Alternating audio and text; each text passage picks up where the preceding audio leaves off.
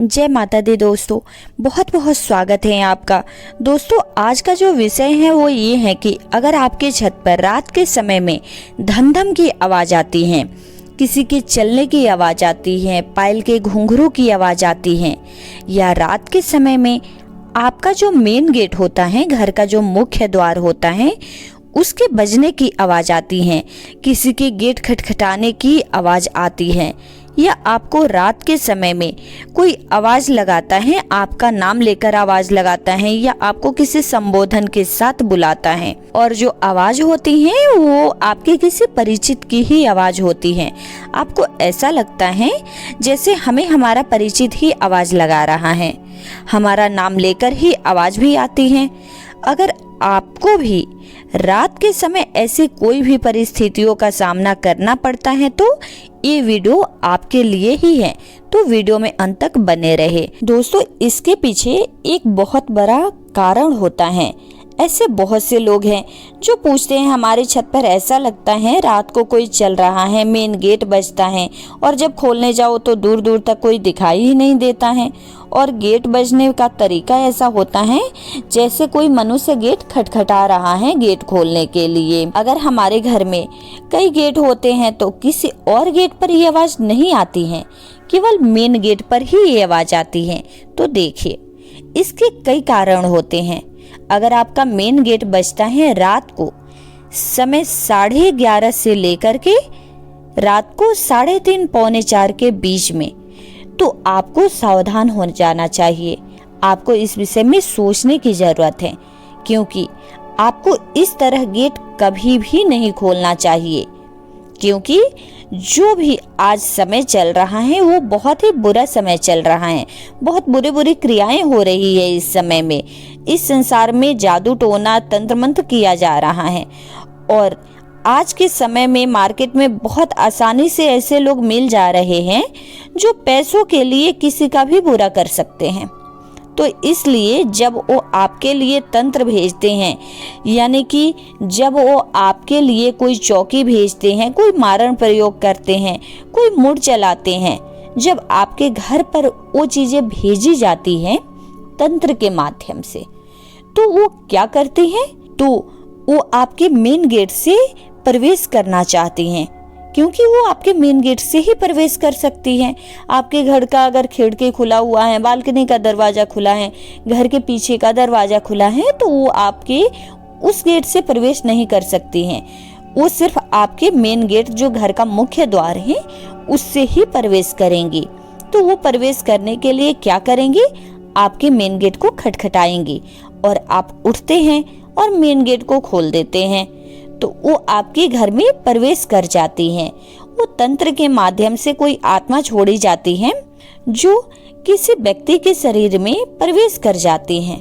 जब वो तंत्र आपके घर में प्रवेश कर जाता है तो आपके घर में बहुत सारी परेशानियां शुरू हो जाती हैं।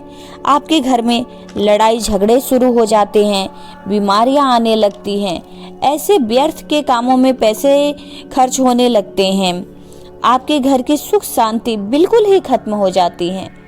ये तंत्र क्रिया घर में प्रवेश कर जाने के बाद से आपका घर बर्बादी की ओर चलने लगता है। एक कारण तो ये होता है। दूसरा कारण आपका स्वयं का घर है, जो किस स्थान पे है, किस जगह पर है।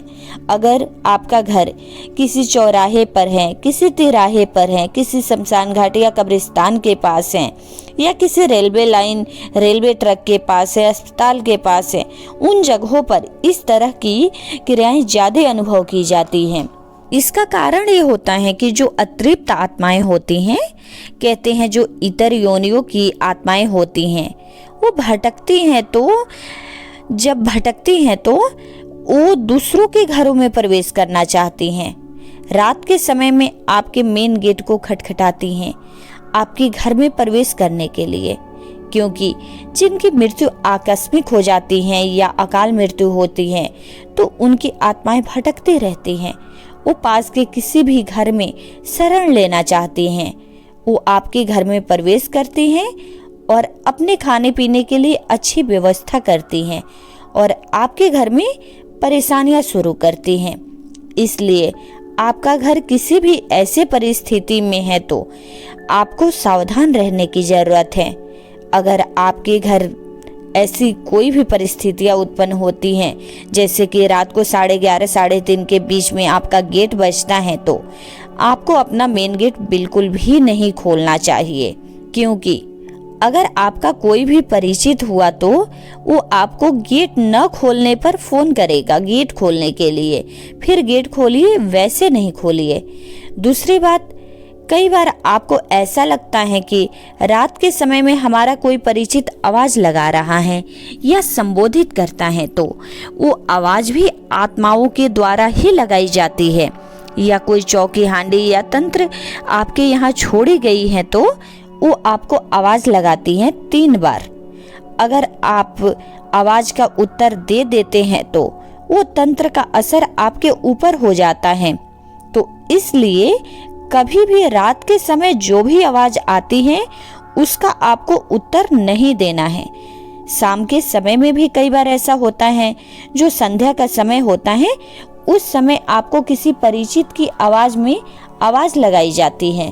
तो ये आत्माएं होती हैं, प्रेत होते हैं, जो इस तरह से आवाज लगाकर आपको बुलाते हैं, और जब आप उनके आवाज का उत्तर दे देते हैं तो वो आपके शरीर पर कब्जा कर लेते हैं।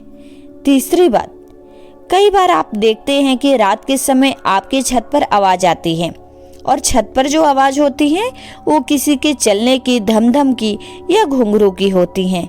कई बार लोग ये प्रश्न करते हैं कि छत पर जो आवाज आती है वो किसकी होती है?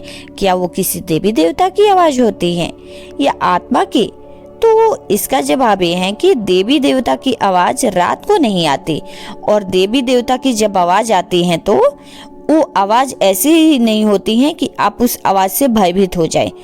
देवी देवता की आवाज से आप कभी भयभीत नहीं होते हैं, और देवी देवता की आवाज आपके छत पर नहीं आती हैं, वो आपके आसपास ही आती हैं, क्योंकि जो सकारात्मक आवाज होती हैं वो कहीं दूर जाकर पायल नहीं छनकाएंगी, धमधम की आवाज नहीं आएगी। अगर दूर से आपको पायल या धमधम की आवाज आती है तो वो आसुरी शक्ति हैं, जो आपको परेशान करती हैं, आपको डराते रहती हैं। अगर आपका घर किसी अस्पताल के पास है तो भी आपको सावधान रहने की जरूरत है, क्योंकि किसी का भी अस्पताल में अगर मृत्यु हो जाता है, आकस्मिक मृत्यु हो जाता है इलाज के दौरान, तो उसकी जो आत्मा होती हैं वो उस अस्पताल में भटकती रहती हैं, साथ ही उसके आसपास के घरों में शरण लेने के लिए उन्हें परेशान करते रहती हैं। दोस्तों, इस वीडियो में तो फिलहाल इतना ही। वीडियो अगर अच्छी लगी हो, आपके काम की लगी हो, तो लाइक जरूर करें, और दोस्तों के साथ व्हाट्सएप या फेसबुक पर शेयर जरूर करें। और अब तक आपने चैनल को सब्सक्राइब नहीं किया है तो प्लीज चैनल को सब्सक्राइब कर ले। धन्यवाद।